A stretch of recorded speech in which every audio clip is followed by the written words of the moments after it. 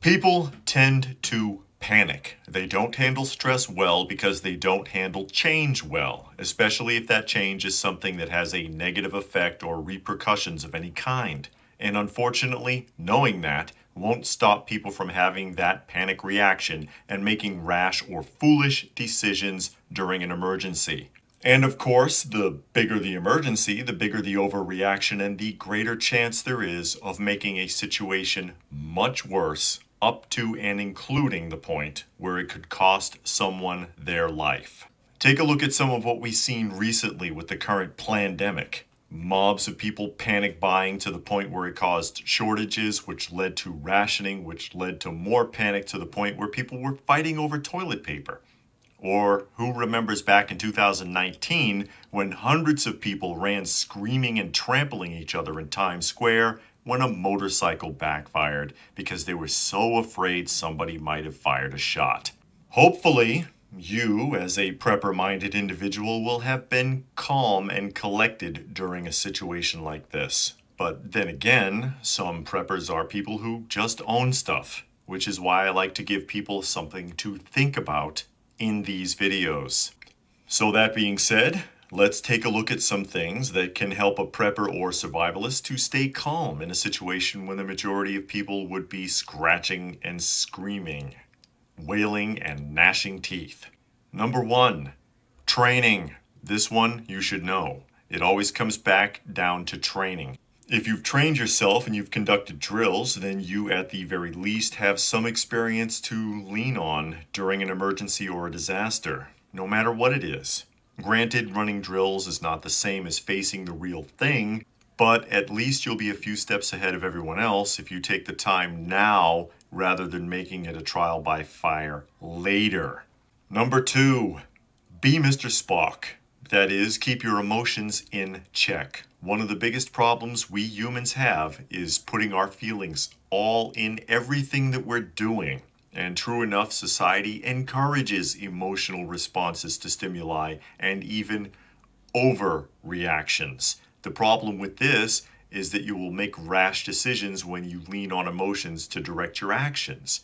If you can step out of that and look at things logically, no matter how you feel about it, it helps you to see the bigger picture and hopefully make more sensible decisions during a crisis. Number 3, have some goals. While you're keeping your emotions in check, now's the time to start planning one step at a time what you're going to do and how. Granted, you may have to think things out quickly during a crisis, but focus on one thing at a time and get it done before moving on to the next. Multitasking leaves plenty of room for error, especially in an emergency. Or as Publilius Syrus said, to do 2 things at once is to do neither.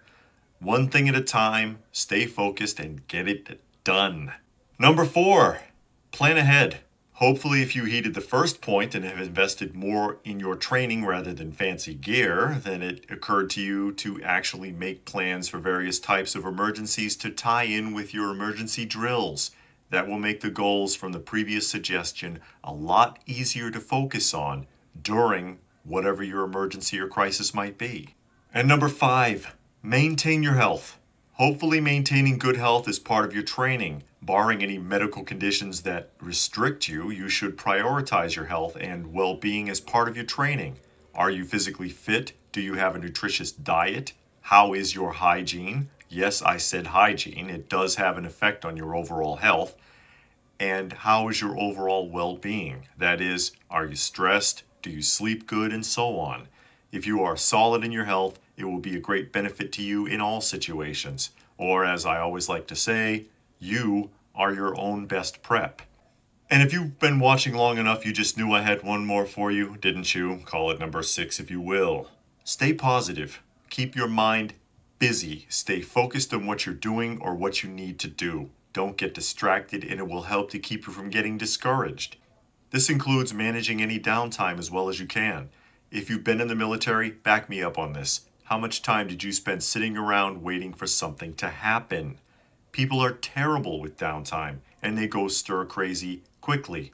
Especially with this instant gratification culture we've entered into in the onset of the 21st century, and it's only getting worse. And also consider the fact that you may not only have to occupy yourself, but someone else who doesn't know how to sit still for 5 minutes without their cell phone hypnotizing them.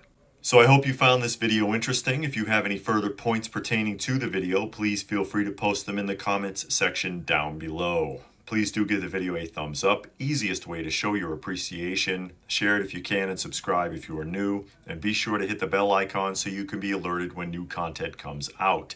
And do check out some of the other videos if you get the chance. If you would like to help this channel out, there are links for that down below. Every little bit helps and I sure do appreciate it. And I can also be found on another channel called Coffee Talk. Check it out if you get the chance. There is a link for that down below as well. So that being said, as always, stay frosty, folks, and thanks for watching.